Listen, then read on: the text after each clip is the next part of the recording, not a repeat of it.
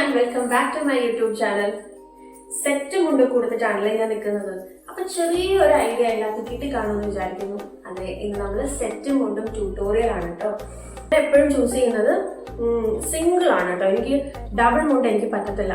അതെന്ന് പറയുമ്പോഴത്തേക്ക് കുറച്ചുകൂടി കട്ടിയുണ്ട്. അപ്പൊ നമ്മൾ ഈ 2 റൗണ്ടൊക്കെ ആ മുണ്ട് വരുമ്പോഴത്തേക്കും അത്രയും നമുക്ക് നടക്കുമ്പോഴൊക്കെ കുറച്ച് ബുദ്ധിമുട്ടാണ്. അപ്പൊ അതുകൊണ്ട് സിംഗിൾ ആണെങ്കിൽ കുറച്ചും കൂടി ഈസി ആയിരിക്കും. ഇതൊക്കെ സിംഗിൾ ആണ് കേട്ടോ. ഞാൻ എൻ്റെ കയ്യിലുള്ള സാധനങ്ങളൊക്കെ സിംഗിൾ ആണ്. അപ്പൊ ഞാൻ ഇന്ന് എടുത്തേക്കുന്നതെന്ന് പറയുന്നത് ഭയങ്കര സോഫ്റ്റ് മെറ്റീരിയൽ ഉള്ള ഒരു സെറ്റ് മുണ്ടാണ് കേട്ടോ. ഈ ഒരു സെറ്റ് മുണ്ടും നമുക്ക് എങ്ങനെ ഇത്ര ഈസി ആയിട്ട് ഉടുക്കുക എന്നുള്ളത് നമുക്ക് നോക്കാം. ഈസി ആയിട്ട് ഉടുക്കുന്നത് മാത്രമല്ല, അതിലൊരു കുഞ്ഞു ട്രിക്ക് ഉണ്ടാവും, കുറച്ച് ടെക്നിക്സ് ഉണ്ടാവും. എൻ്റെ സാരി ഡ്രേപ്പിംഗ് ഉണ്ടായിരുന്ന പോലെ തന്നെ കുഞ്ഞു നമ്മൾ വിട്ടു പോകുന്ന ചില കാര്യങ്ങൾ നമ്മളിന്ന് ശ്രദ്ധിച്ചാൽ ഭയങ്കര ഈസി ആയിട്ട് ഭയങ്കര ബ്യൂട്ടിഫുൾ ആയിട്ട് ഉടുക്കാൻ പറ്റും. അപ്പൊ അത് നമുക്ക് എങ്ങനെയാണ് എന്നൊക്കെ ഒന്ന് നോക്കാം കേട്ടോ. അപ്പോ ഇനിയിപ്പോ ഓണമല്ലേ വരുന്നത്. അപ്പൊ സെറ്റ് മുണ്ടൊക്കെ കൊടുത്ത് നല്ല ഭംഗിയായിട്ട് ഓഫീസിലും കോളേജിലും ഒക്കെ പോകണ്ടേ, ഒന്ന് ഷൈൻ ചെയ്യണ്ടേ.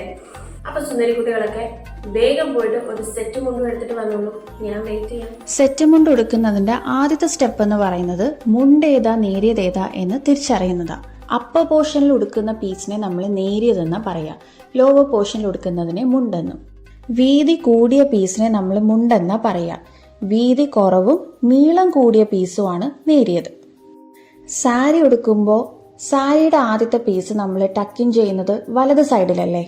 അപ്പൊ മുണ്ടും നേരിയത് ഉടുക്കുമ്പോൾ ആദ്യം നമ്മൾ മുണ്ട് ടക്കിൻ ചെയ്യേണ്ടത് ഇടത് സൈഡിലാണ്. ഇത് ആലോചിച്ചാൽ തന്നെ നമ്മുടെ ആദ്യത്തെ ആ ഒരു കൺഫ്യൂഷൻ മാറിക്കിട്ടും. ബാക്കി വരുന്ന പീസ് നമ്മൾ വലത് സൈഡിലേക്കൊന്ന് ചുറ്റിയെടുത്തിട്ട് ബാക്കി വരുന്ന ഈ ഒരു പോർഷൻ വെറുതെ വലത് സൈഡിലേക്ക് ടക്കിൻ ചെയ്ത് വെക്കരുത്. അതിന് പകരം ഇതുപോലെ ബോർഡർ മാത്രം കാണുന്ന രീതിക്ക് 2 സൈഡും ചെറുതായിട്ടൊന്ന് മടക്കി വെക്കുക.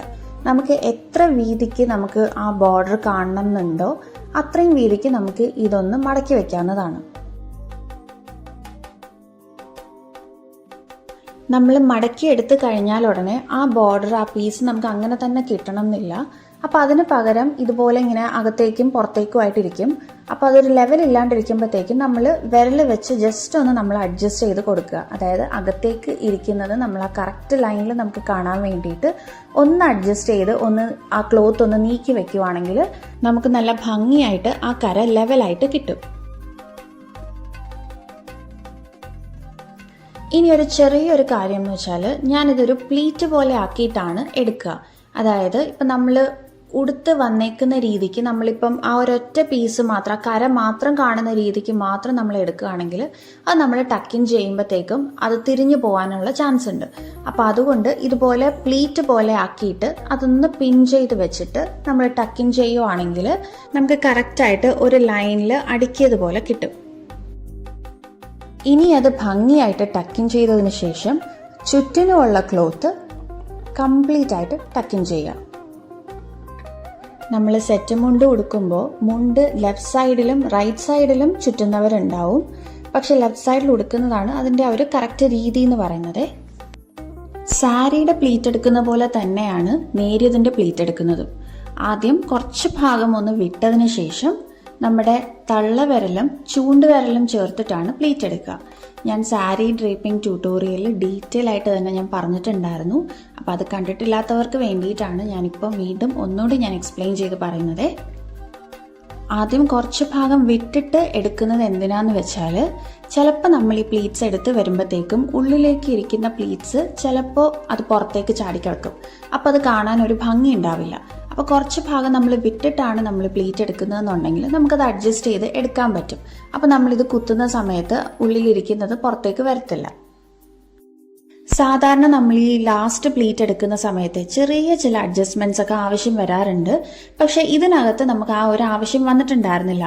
ആ ഒരു വിഡ്ത്ത് നമുക്ക് കറക്റ്റായിട്ട് നമുക്ക് മെയിൻറ്റെയിൻ ചെയ്ത് കൊണ്ടുപോകാൻ പറ്റിയിട്ടുണ്ടായിരുന്നേ. എന്നിട്ട് നമ്മൾ എടുത്ത പ്ലീറ്റ്സ് എല്ലാം ഒന്ന് അറേഞ്ച് ചെയ്ത് ഒരു ലൈനായിട്ട് നമ്മളൊന്ന് പിടിച്ചതിന് ശേഷം അതെല്ലാം കൂടിയിട്ടൊന്ന് പിൻ ചെയ്ത് വെക്കണേ.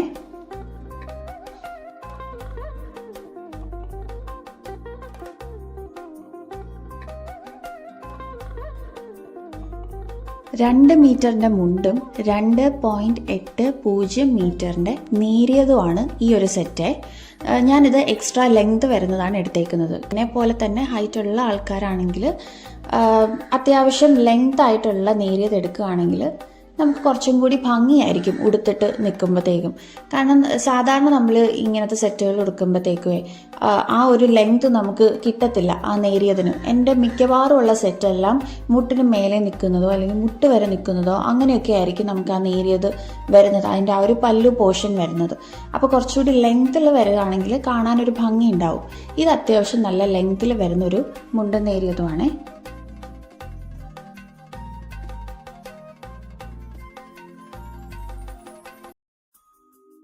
നമുക്ക് ആവശ്യമുള്ള ലെങ്ത്തിൽ ഈ പ്ലീറ്റ് എടുത്തതിന് ശേഷം നമ്മൾ നമ്മുടെ ലെഫ്റ്റ് ഷോൾഡറിൽ ഈ നേരിയത് ഇടണം.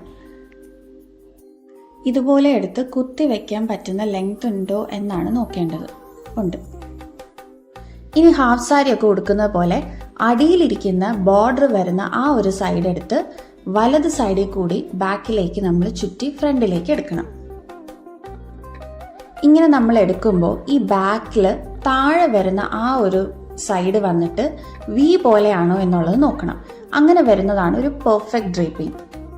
വലത് സൈഡിലാണ് നമ്മൾ ഈ ഉള്ളിലേക്കാക്കിയിട്ട് നമ്മളിത് കുത്തേണ്ടത് കേട്ടോ. അപ്പം നമുക്ക് വേണമെങ്കിൽ നമുക്കിത് ടക്കിൻ ചെയ്ത് വെക്കാം, പക്ഷെ വേണ്ട, നമുക്കൊരു പിൻ ചെയ്ത് വെക്കുന്നതാണ് അതിൻ്റെ ഒരു ഭംഗി.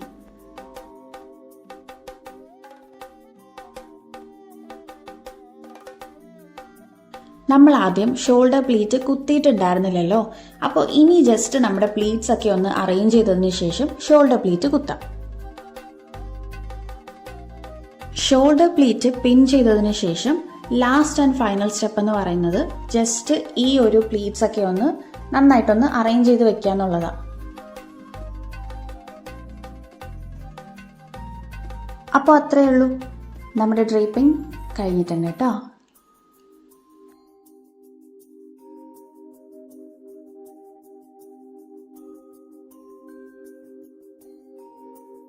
ഇതാണ് നമ്മുടെ ഫൈനൽ ലുക്ക് എന്ന് പറയുന്നത് കേട്ടോ. സിമ്പിൾ ആയിട്ടാണ് നമ്മൾ ഈ ഒരു സെറ്റ് കൊണ്ട് ഇന്ന് നമ്മൾ ഉടുത്തേക്കുന്നത്.